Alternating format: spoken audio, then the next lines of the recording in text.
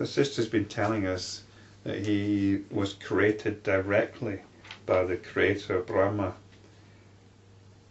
in order to help humankind from its suffering.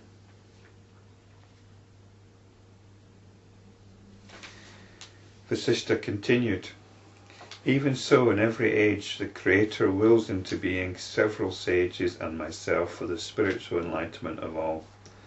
And in order to ensure the due performance of the secular duties by all, Brahma also creates kings who rule justly and wisely over parts of the earth. These kings, however, are soon corrupted by lust for power and pleasure. Conflict of interest leads to wars among them, which in turn give rise to remorse. To remove their ignorance, the sages used to impart spiritual wisdom to them. In days of yore, O Rama, kings used to receive this wisdom and cherish it. Hence it was known as Raja Vidya, kingly science."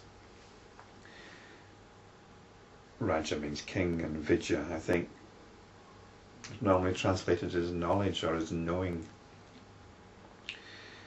So it seems that kings would have had sages in attendance. In fact, I think this teaching was sometimes known as the Raja Yoga.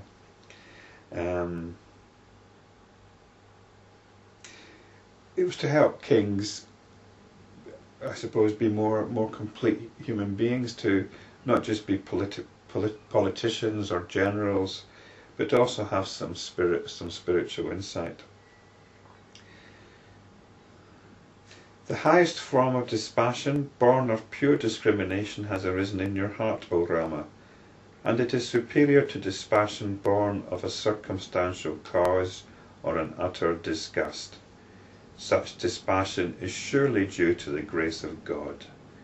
This grace meets the maturity of discrimination at the exact moment when dispassion is generated in the heart." The grace of God, I wonder what the original term is that's being translated.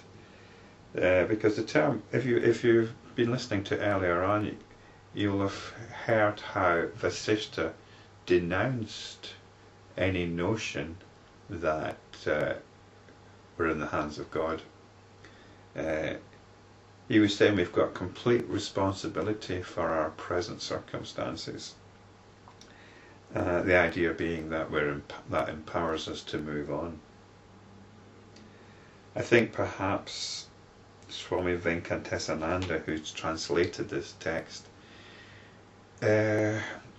obviously had some understanding of Christianity.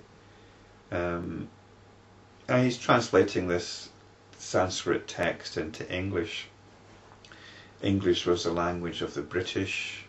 The British were the invaders into India, and Christianity was the professed religion of the British.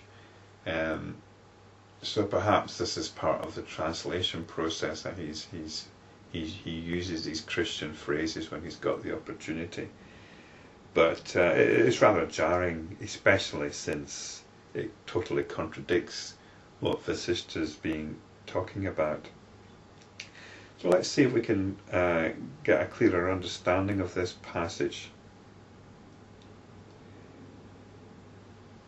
We heard a lot about Rama's despondency, which was described as dispassion, and here it's saying it's born of pure discrimination.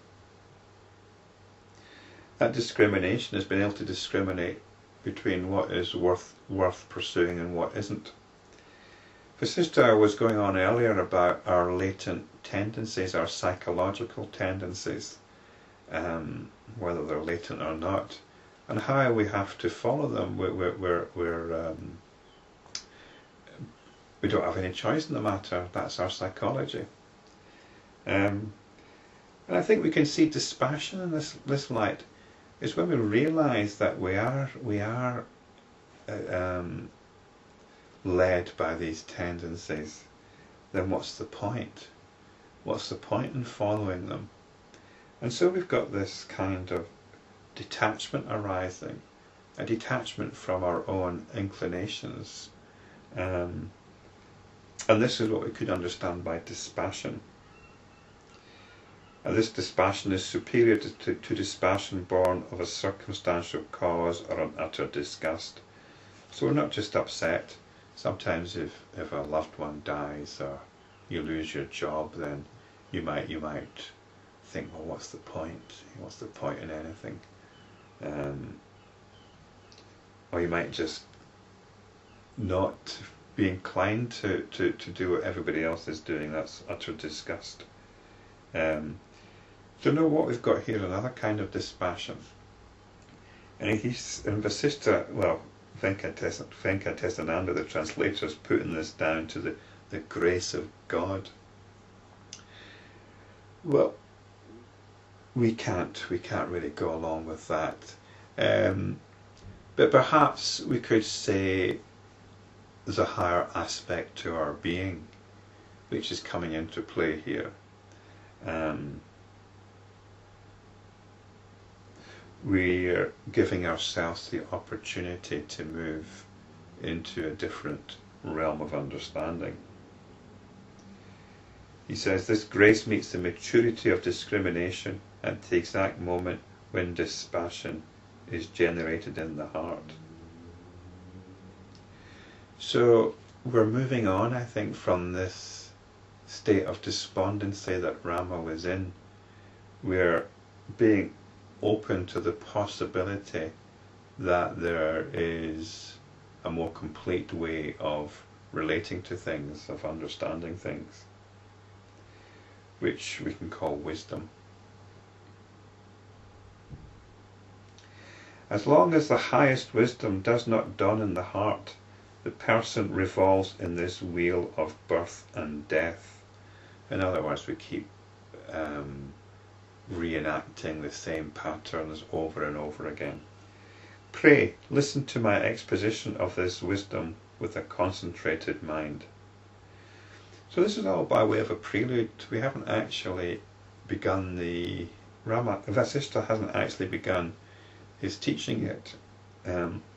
This section is called the behaviour of the seeker, and this section is about the responsibility of somebody who's listening to these teachings, who's taking them on board.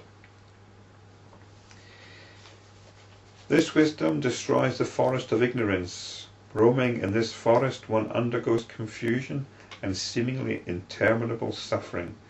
One should therefore approach an enlightened teacher, and by asking the right question with the right attitude, elicit the teaching. That was possibly a lot easier in Rama's day. The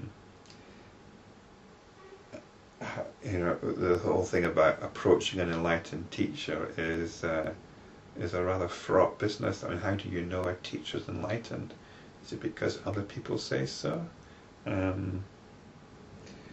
Basically, we've just got to take what we can from where we can.